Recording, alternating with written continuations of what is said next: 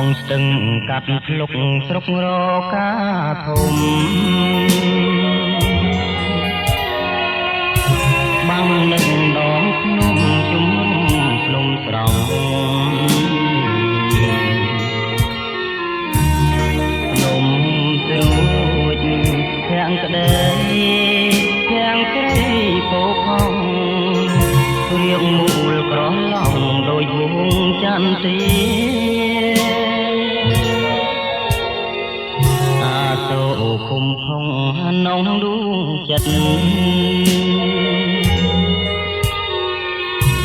ញាតម្ចាំងជីវិតបេះដូងសង្សារភ្នំកោបភ្នំកង់ជ្រុងធ្លាំងស្នេហាពេញចិត្តប្រាថ្នាចងទៀនមេត្រីអោស្ទឹងកាត់ភ្លុកមកតែវិលវិញមករៀមទុនទិញតែឈ្មោះស្រងស្រី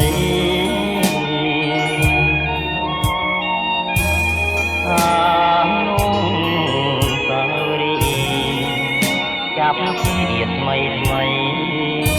កាលកាយភ្លើស្រីនៅក្នុងខ្ទមស្រែក្រណងចោលចាប់ថ្ងៃទៀបមកភ្នំស្រុករកាធំខ្ញុំសុំផ្ញើស្នេហ៍ចាំបងចងមិនខំចិនទេពីមកអំពីឆោមកាត់លុកវិញ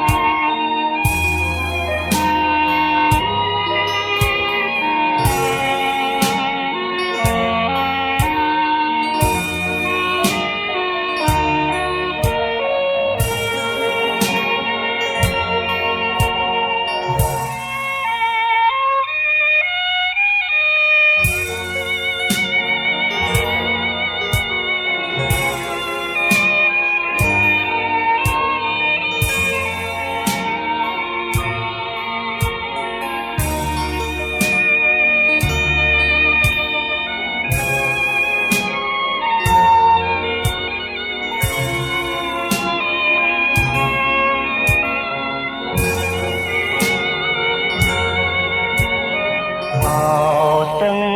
កាត់ភ្លុកមកតែវិលវិញមករៀមទុនទិញតែឈ្មោះស្រងស្រីអានោះសារីចាប់ជាតិថ្មីថ្មីកាលកាយភ្លើស្រីនៅក្នុងខ្ទមស្រែក្រណងចោលចាប់ថ្ងៃទៀបមកភ្នំស្រុករកាធំខ្ញុំសុំផ្ញើស្នេហ៍អូនចាំបងចងមិនខំចិនទេវាមកបំពេឆោមកាន់ភ្លុកវិញ